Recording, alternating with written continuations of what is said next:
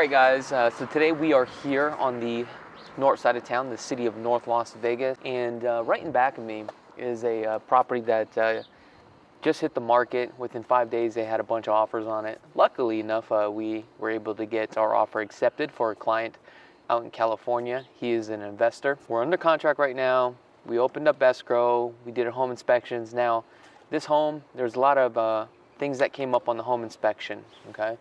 So today we figure, hey, why not show you guys the process of buying a resale home and the things that actually come up on a home inspection report. So I'm going to walk you guys through this and kind of just show you behind the scenes.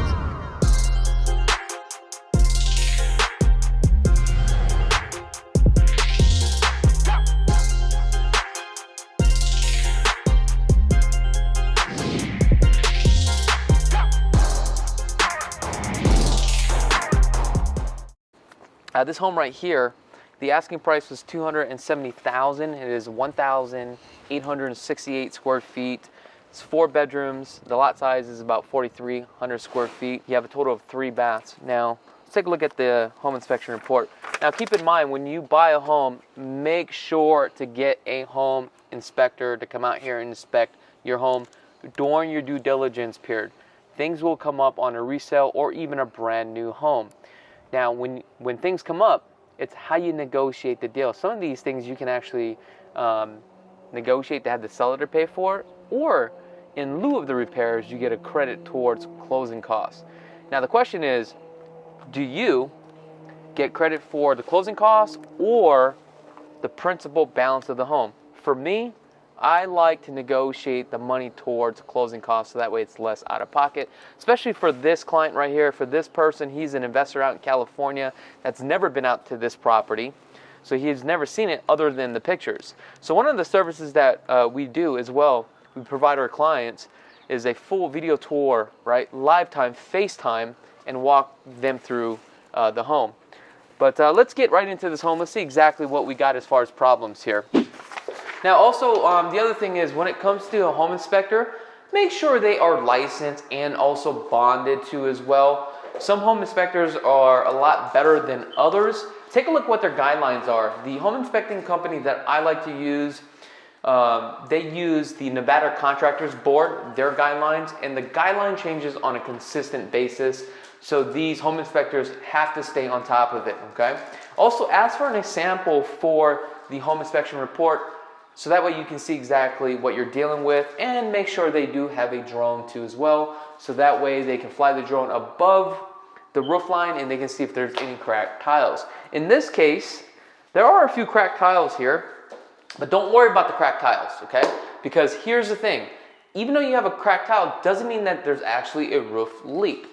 Tiles are more aesthetics, that's all it is. It's more for looks. But does it help the underlying mat on it? Yes, it does. Remember, the thicker the mill, the better it is. So just keep that in mind. Now, what happens is when the tile separates or slides off or cracks, it exposes the mill or the felt, right? The sun will start beating on it.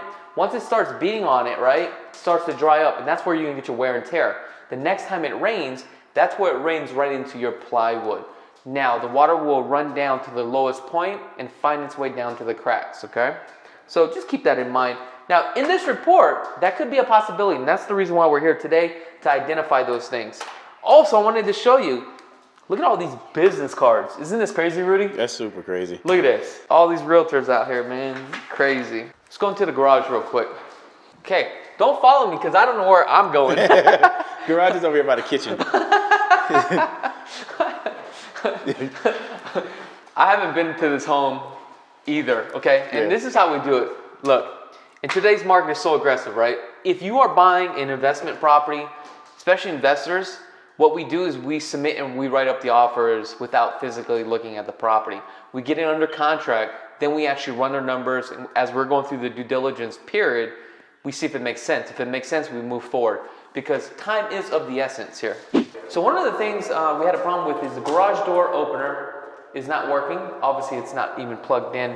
Now, let's talk about this flue pipe here. So this is a brand new hot water heater, right? Now, one of the things that, in this case, according to the home inspector, this vent right here okay, it kind of slopes down. It literally has to flow straight up, so that way all the exhaust and all the heat travels right on out to the house. So this is actually a TP valve, and what this is, more of a pressure relief valve right here. This should actually be connected to this, okay? And what happens is when there's too much pressure inside the line, this thing will actually regulate and open up to send all the water through, so that way you have water through the lines and you're not having so much PSI into the lines. This is not hooked up. This definitely needs to be hooked up, so this is something that easy fix. We could definitely negotiate that. So in this report, some of the can lighting here is not working, but according to the inspector, is saying it's probably just the bulb. I mean, how do we actually double check this? Well, you always want to double check this, and this is how we're going to do it. I'm just going to take one of these bulbs and put it in the next socket. Yeah, there you go. But I'm trying to find the light here. All right, you ready? Here we go. Da-da-da-da. Oh, crap. Don't get electrocuted like the last video. I know. So we're just going to take this one off and screw this one in here. The reason why we're doing this is we just want to double check that it's just the bulb, not the circuit itself. So there you go. Yeah. That's how you test it, okay? And if that one works, I mean, they all pretty much work, so I'm not really worried about it. Because if one technically goes out, normally it would just trip and it would all just go out. So we're just gonna leave that one there. I'm just gonna leave this one here because I'm just too lazy. Also, let me know if you guys like the new kicks. Bam! Zoom up on this. Zoom up on this. Dang, that's hot, right? Yeah. Oh, you know what I like about this property? Take a look at these laminate floorings here. I do love the laminate floorings. These things right here could literally run you all the way up to $6 a square foot. So you got 2,000 square feet on here. Obviously, they're not doing the whole second floor too as well. So you're spending at least almost $6 grand on here. Now, one of the things inside the report, as you can see, the weather seal here, they actually taped this thing up. That means that the seal is probably bust. So when it comes to windows and replacing windows, you have two options that you can do. The first option you can do is take this window and replace it, and what they would have to do is break apart this tile, the 2x4, and also the stucco, and replace it with a brand new window, okay? However, that's going to cost you a lot of money just to replace the window. The second best thing that you can do if you want to cut costs, and a lot of people will do this, is keep the window frame in, take both of these windows out, then take another window frame and install it right in front of it, okay? And basically seal it up that way. And that's the cheapest way to do it versus ripping out your stucco. Now you got to redo the tile, the 2x4s and all that stuff. So that is an option. Now, as far as like for rentals and stuff like this, you could probably rip off this tape and reseal this and clean this all up, and it's not a big deal. But the reason why you get a lot of wear and tear on this side is because, remember, Las Vegas could literally get all the way up to 120 degrees, okay? Remember, the sun rises in the east, sets in the west.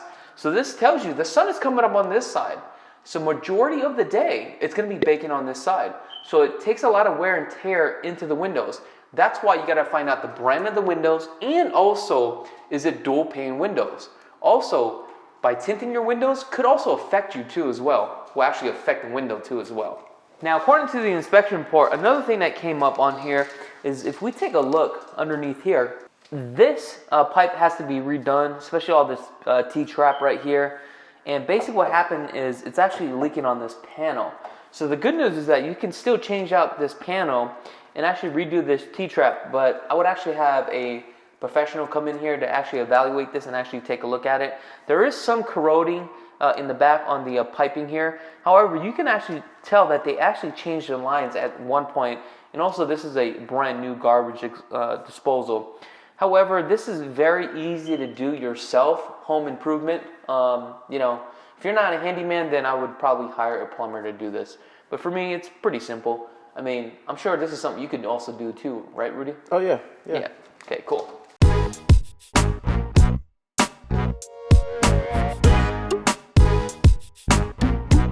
Okay, so downstairs inside the bathroom, the control valve is actually leaking. So I want to show you guys what's going on here and how do we actually resolve this problem. But here's the control valve right here. So basically what's going on is, let's see if I can turn this on.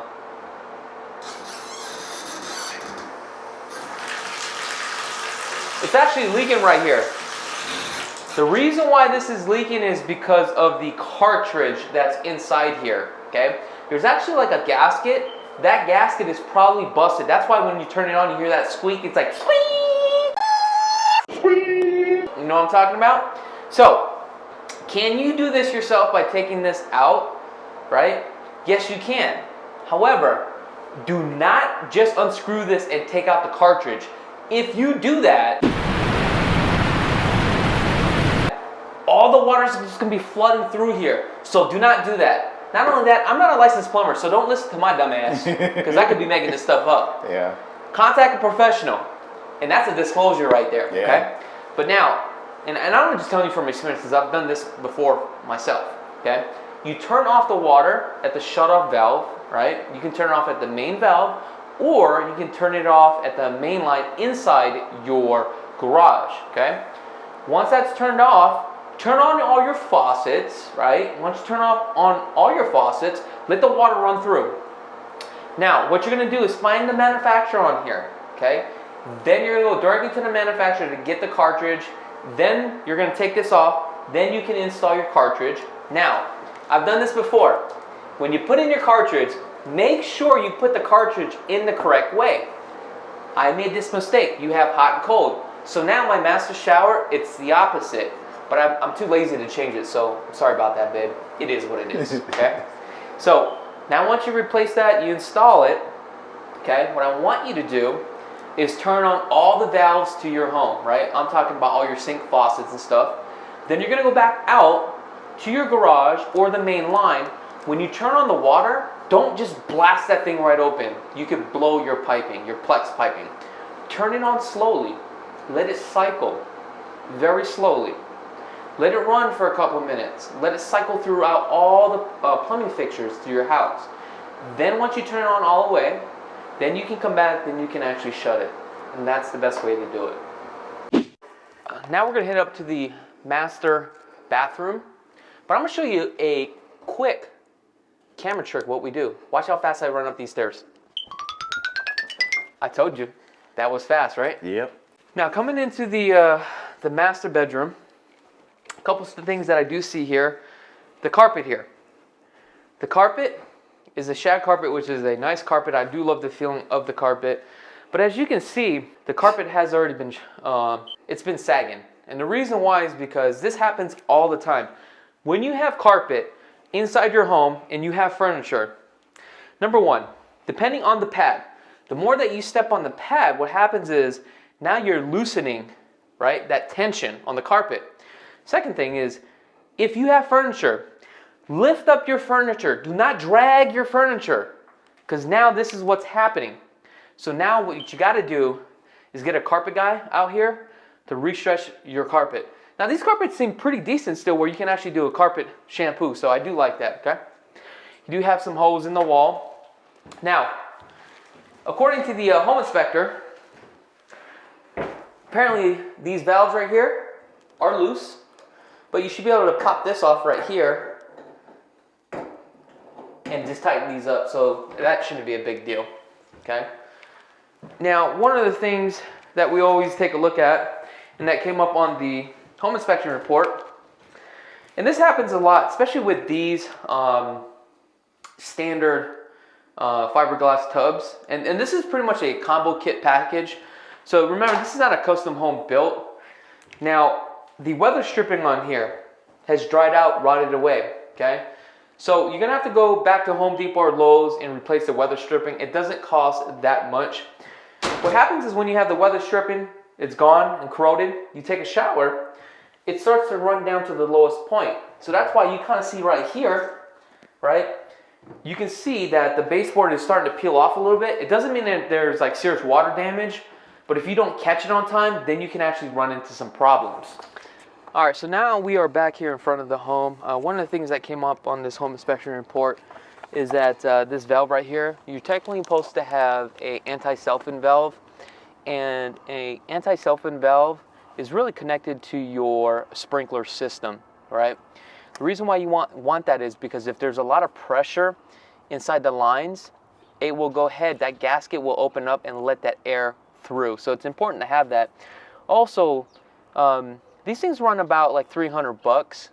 So to prolong the life of the anti-self-in valve, they actually make those covers that go over it. It's like a winterized cover.